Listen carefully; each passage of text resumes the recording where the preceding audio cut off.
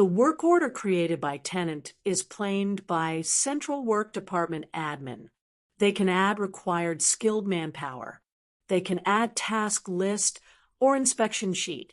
They can add the required consumable or spare part.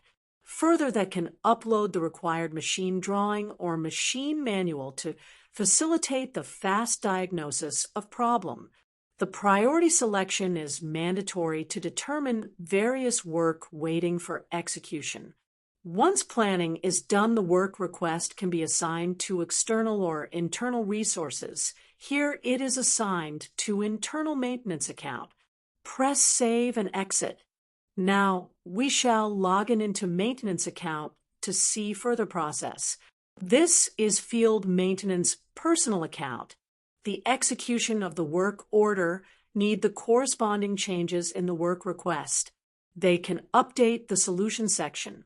Further, they can add new task list out of available task list library.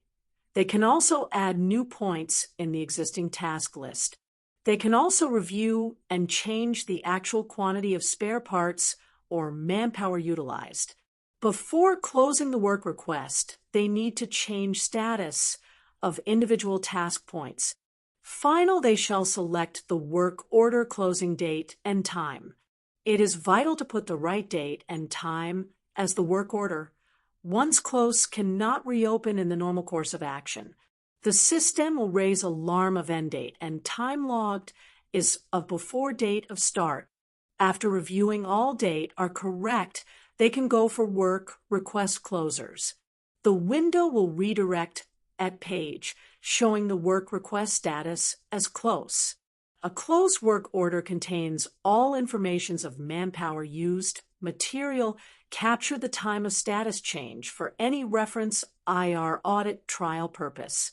The maintenance field staff can also raise the work request if they observed any abnormality that likely to become a functional failure. By simple click, they can open the work request page and fill the relevant details about the subject, asset, or system. The new work request by field maintenance staff will be treated in the similar manner as the work request done by the tenant. Thanks for being with us. In next video, we shall see how Central Maintenance Department plan various kind of preventive and predictive maintenance.